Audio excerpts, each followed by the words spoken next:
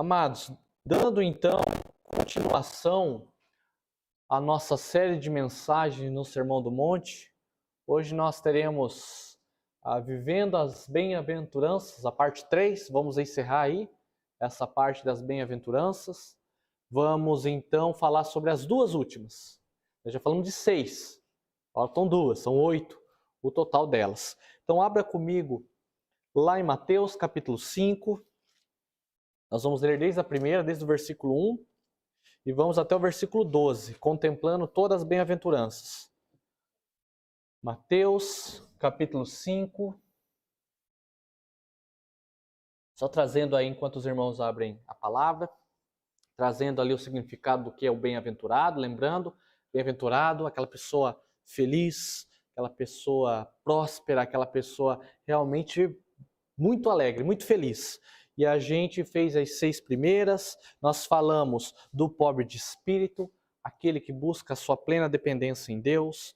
Nós falamos dos que choram, tentamos buscar o que é esse choro que Jesus está falando. Ele fala do chorar de contrição, do chorar por causa do pecado, em busca de arrependido, em busca de perdão. Falamos dos mansos, falamos dos que têm fome e sede de justiça, falamos dos misericordiosos, os limpos de coração. Então hoje nós continuaremos as últimas 2 bem-aventuranças. Diz assim então, queridos, a palavra de Deus. Ao ver as multidões, Jesus subiu ao monte, ele se assentou e os seus discípulos se aproximaram dele. Então ele passou a ensiná-los. Jesus disse: Bem-aventurados os pobres em espírito, porque deles é o reino dos céus. Bem-aventurados os que choram, porque serão consolados. Bem-aventurados os mansos, porque herdarão a terra. Bem-aventurados os que têm fome e sede de justiça, porque serão saciados. Bem-aventurados os misericordiosos, porque alcançarão misericórdia. Bem-aventurados os limpos de coração, porque verão a Deus. Bem-aventurados os pacificadores, porque serão chamados filhos de Deus. Bem-aventurados os perseguidos, por causa da justiça, porque deles é o reino dos céus. Bem-aventurados são vocês, quando por minha causa os insultarem e os perseguirem e mentindo disserem todo mal contra vocês. Alegrem-se e exultem, porque é grande a sua recompensa nos céus, pois assim perseguiram os profetas que viveram antes de vocês. Mais uma oração. Ó Deus, fale conosco através da tua palavra. Fale conosco, Deus, através dessas bem-aventuranças, Deus, que possamos em cada parte do sermão receber a tua mensagem, Deus, que o teu Espírito Santo venha realmente falar aos nossos corações e possamos aprender, Deus. Possamos sair daqui diferente como nós entramos, Pai. Possamos ser cristãos bem-aventurados. Assim nós oramos em nome de Cristo. Amém. Amada igreja, quem aqui não conhece uma ONG internacional chamada Portas Abertas? Ou como é dito lá fora, né, Open Doors. Essa ONG ela tem como objetivo trazer a conscientização ao mundo acerca da extrema perseguição que é sofrido pelos cristãos no mundo todo. Segundo a última pesquisa que tivemos em 2021, a ONG revelou que existem aproximadamente 340 milhões de cristãos perseguidos em todo o mundo. São 340 milhões de pessoas que decidiram desafiar os seus obstáculos, estando entre a vida e a morte, pela causa de Cristo. Quando eu olho para essa situação, eu vivo me perguntando quanto da verdadeira paz essas pessoas desfrutam em suas vidas. Com toda certeza, falando de uma paz externa, ou seja, das situações que as cercam, é difícil realmente encontrar descanso. É difícil ter um pleno descanso se você é cristão lá no Iraque, se você é cristão lá no Oriente Médio, se você é cristão lá na China. No que tange a paz externa, é muito difícil ter. Mas apesar dessa triste situação, não vamos para muito longe. Vamos falar um pouco mais próximos de nós. Vamos falar do seguinte: você se lembra de momentos em que a sua paz foi importunada? talvez não de uma perseguição tão ferrenha como os cristãos que estamos falando. Mas você já esteve presente em situações que as pessoas trouxeram um conflito e afastaram a sua paz, seja com insulto, seja por causa de uma discriminação, seja por causa de uma maldade ou até mesmo algum tipo de perseguição por causa da sua fé? A paz, meus amados, nunca foi tão urgente no mundo em que vivemos, como esses cristãos que falamos da ONG, em que vive diariamente sobre a pressão do caos, quanto a nós também que experimentamos de vez em quando situações difíceis por causa da fé. Claro que não na mesma medida que eles, claro que é um outro tipo, é outro contexto que nós vivemos. Mas não podemos dizer que os nossos valores, os nossos ensinos, o modo de vida cristão, ele não é atacado todos os dias, porque ele é. Ele é atacado todos os dias. Isso você pode ir em qualquer lado, qualquer área da sociedade. Pode ser na área da política, pode ser na área da filosofia, pode ser na área da sociologia.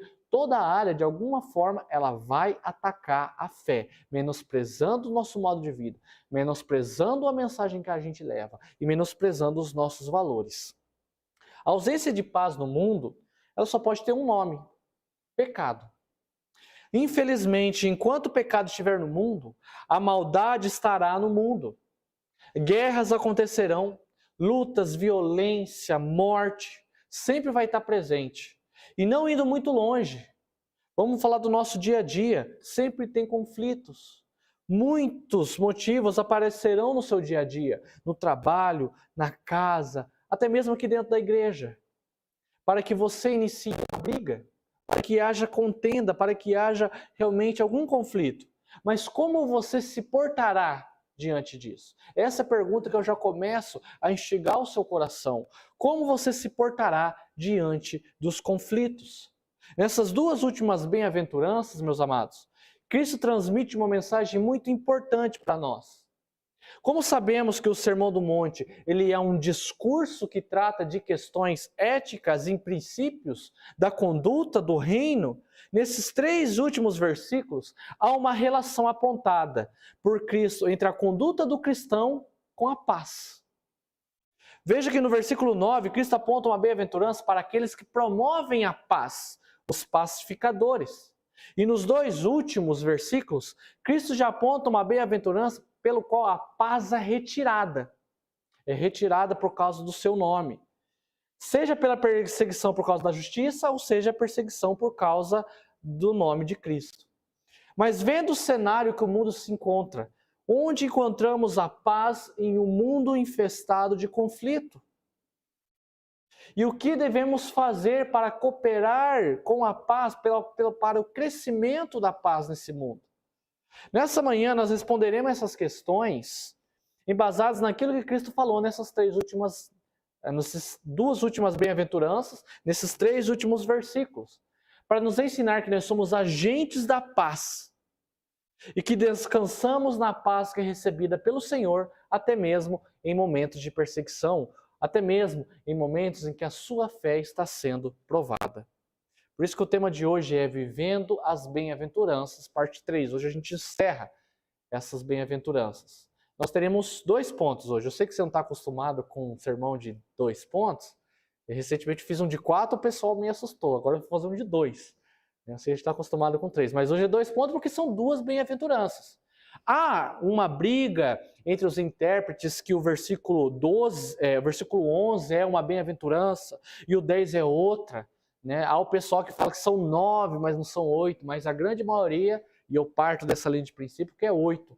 As 2 últimas falam de uma só, a paz que é retirada, a paz do cristão que é retirada por causa de motivos externos, seja por causa da justiça ou seja por causa de Cristo. Então vamos falar dessas 2 últimas bem-aventuranças.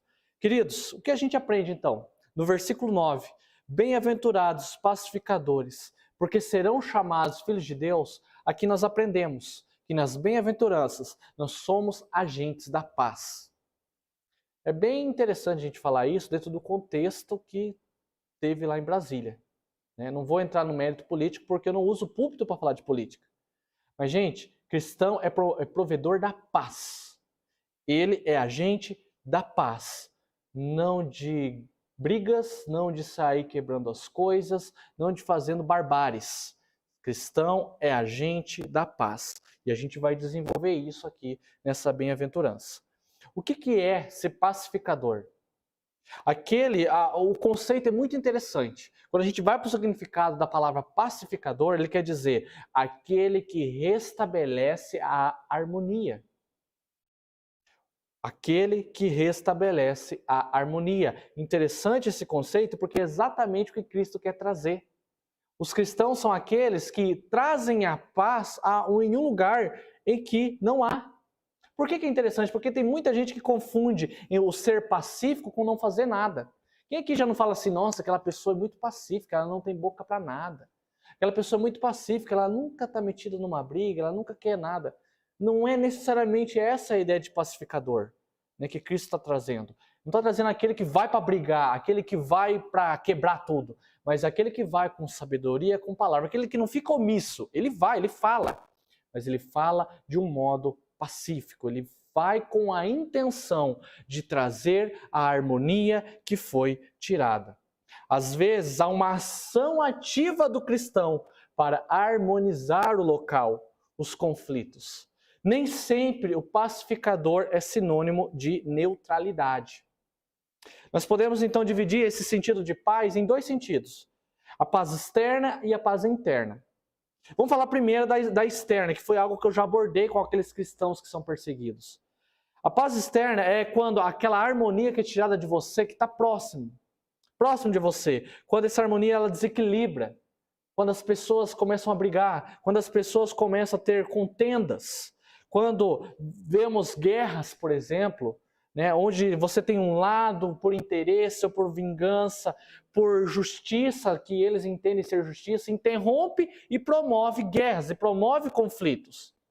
Então a violência do dia a dia que nós vemos no jornal, ele segue esse entendimento de quando retiramos, quando a gente tem a paz externa retirada. Uma pessoa quebra o equilíbrio da harmonia que há entre as pessoas para uma finalidade muito ruim. Se sabemos o que é, então, que essa paz externa, como que a gente faz para promover, para restabelecer essa harmonia? Queridos, a palavra de Deus, ela dá alguns entendimentos, alguns posicionamentos para nós. Quando a gente vai lá para Provérbios mesmo, 16, dos versículos 16 e 19, fala para não semear contendas. Lá fala, né, 6 coisas o Senhor odeia, e a 7ª a sua alma detesta. Ele vai falando as 6.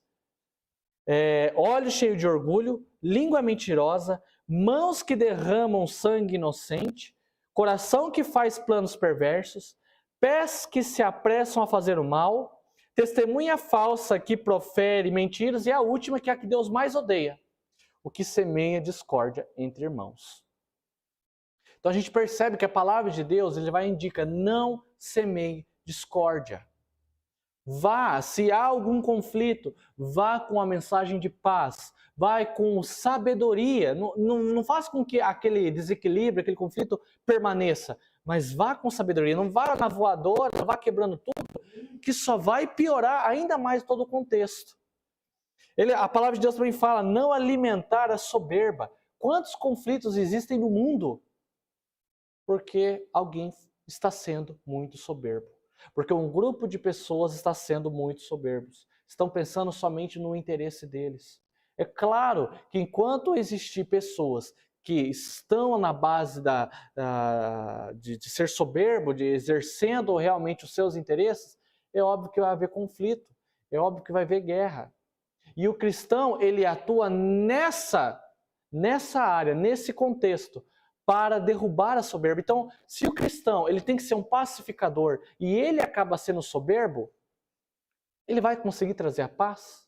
Ele vai conseguir restabelecer a harmonia que foi quebrada? Não tem como. Então deixa a soberba de lado e procure uma vida de humildade. Essa é uma grande característica de um pacificador. Procurar resolver os problemas e não partir para um desentendimento. A resolução das brigas é sempre o caminho trilhado pelo pacificador.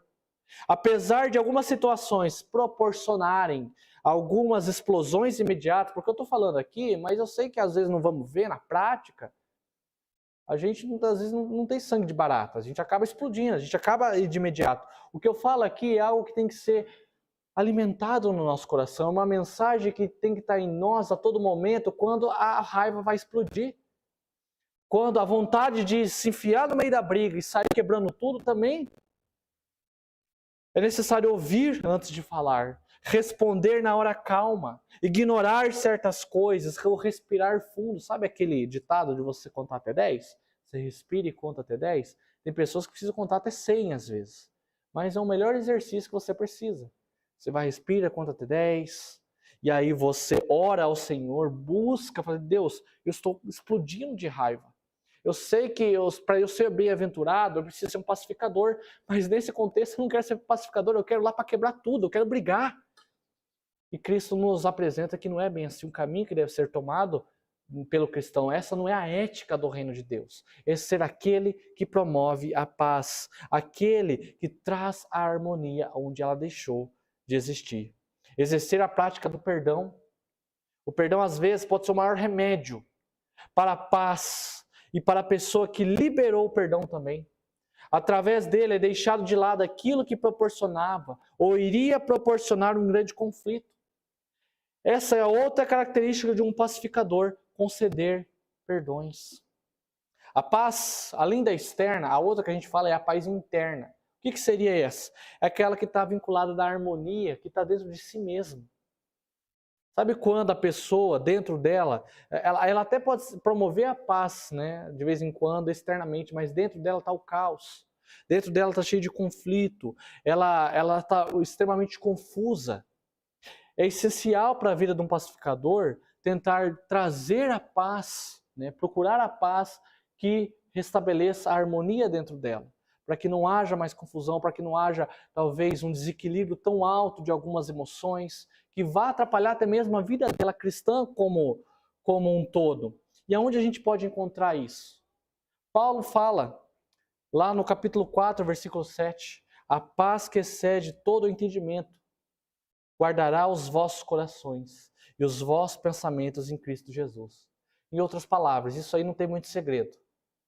Para conseguirmos buscar uma paz dentro de nós, para que toda confusão, toda tristeza, tudo aquilo que venha bater a nossa alma vá embora, é a gente ir até Cristo, procurar cada vez mais a presença de Cristo.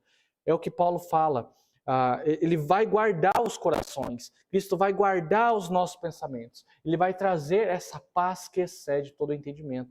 Isso é necessário, queridos, porque como que alguém que às vezes não tem uma paz interior, não consegue, vive realmente sempre com raiva, ou vive sempre com as emoções à flor da pele, vai conseguir promover a paz no seu modo externo? Vai conseguir trazer paz para sua família, no seu casamento, dentro do seu contexto? Por isso que Jesus fala, essa pessoa que consegue fazer isso, ela é bem-aventurada. Ela é muito abençoada, ela é muito feliz. Porque ela consegue trazer harmonia dentro dela, através de Cristo, e ela consegue trazer harmonia por onde ela passa. Onde há conflito, ela chega, ela pacifica, ela media, ela traz uma harmonia que deixou de existir por causa de conflito. Esse é o papel do pacificador, que assim, eu não vou mentir não, é um papel muito difícil. Ser pacificador é muito difícil. Ser pacificador dentro da tua casa, dentro do teu casamento, dentro da tua família. Ser pacificador quando os filhos estão quebrando pau. E aí você quer ir lá, às vezes você acaba indo com raiva, vai lá, acaba proferindo até um castigo muito pesado, que se você tivesse parado um pouco para pensar e respirar, depois você poderia conversar com eles. Então consegue perceber quando às vezes a paz interna, a raiva, todas aquelas emoções, ela sai na flor da pele, ela acaba prejudicando até mesmo os nossos atos, as nossas ações. Por isso que Cristo fala, mas é bem-aventurado quem consegue fazer isso. Bem-aventurado quem consegue ser um pacificador, quem consegue trazer a harmonia onde não há harmonia mais. Quando nós alcançamos o perfil de pacificadores, aí sim nós somos chamados filhos de Deus. E isso é uma grande bem-aventurança, pois estamos imitando aquele que é o Filho unigênito do Pai, aquele que é o Filho de nosso Deus, Jesus Cristo, o maior pacificador que o mundo teria, que o mundo poderia ter. E a gente vê muito isso em Cristo, porque o mesmo Cristo que apanhou, o mesmo Cristo que foi totalmente torturado e ele não falou só um A, é o mesmo Cristo que lá no templo exortou o pessoal que estava fazendo comércio lá. E ele é um pacificador, mas ele teve que, naquele momento, exortar aquele pessoal. Então, conseguem perceber de como essa ideia de ser aquele que promove a paz não é aquele que é omisso, não é aquele que é isentão, neutro. É alguém que se posiciona, mas ele se posiciona com sabedoria. Ele se posiciona para trazer a paz, não mais conflito ainda. É restabelecer a harmonia. Então, por isso que Cristo fala, bem-aventurados são vocês que conseguem ser pacificadores. Eu tento todos os dias. Eu peço, Deus, me ajude a ser um pacificador. Me ajude a ter cada vez mais paz dentro de mim. Paz no meu coração. Na mesma medida que o Senhor me ajude a promover paz aonde não há. Na casa das pessoas, na igreja, na família. Me ajude a levar paz aonde não tem. Porque nós, como agentes do reino, somos agentes da paz. E por último, a outra segunda bem-aventurança, que a gente vê nos versículos 10 e 11, fala assim, bem-aventurados os perseguidos por causa da justiça, porque deles é o reino dos céus. Bem-aventurados são vocês, quando por minha causa os insultarem e os perseguirem, e mentindo, disserem todo o mal contra vocês. Aqueles que são perseguidos e tratados injustamente por causa da sua fé. É isso que Cristo está falando nesses 2 versículos. Partimos agora para essa segunda parte, que ele só fala a respeito de perseguição. A perseguição que Jesus, ele leva uma bem-aventurança. Ele fala no sentido de aqueles que são perseguidos por causa de Cristo, que são perseguidos por causa dele, que são perseguidos por causa de uma injustiça, esses são bem-aventurados. Já não estamos falando da promoção da paz, a gente já não está falando do pacificador. A gente está falando agora daqueles que teve uma situação da sua paz retirada. Lembra quando eu falei da paz externa? Eu estou falando então daquela pessoa que teve a sua paz retirada, que ela sofre perseguição. Como eu falei no início, daqueles 340 milhões de cristãos. Nós estamos falando agora de pessoas que passam por situações muito difíceis, de discriminação ou até mesmo de morte, por acreditarem em Jesus. Vocês se lembram da bem-aventurança, da fome e sede de justiça? Uma das que a gente falou? Falamos que quem tem fome e sede de justiça são aqueles que fazem de tudo para fazer o que é certo, o que anda correto na lei dos homens, na lei de Deus, aquele que preza pela moral, aquele que não anda na injustiça. E vimos que aqueles que fazem assim são cristãos bem-aventurados. Mas às vezes, meus queridos, quando a gente exerce isso, quando a gente exerce o nosso papel de cristão, a nossa fé, a gente acaba irritando muita gente ao nosso lado. Você se lembra alguma vez que você teve que agir conforme a sua fé? Isso promoveu raiva em alguém? Nem sempre a prática da fé é bem-vinda em alguns lugares. E ainda pior, pode ser que ela promova uma perseguição contra você. Claro que aqui, eu sempre estou deixando isso claro para a gente nunca igualar a perseguição que eles sofrem lá no Oriente Médio. Aqui é outro tipo. Aqui talvez a gente não possa nem falar de perseguição. Talvez o termo perseguição não seja o termo apropriado para o que nós vivemos aqui no Ocidente.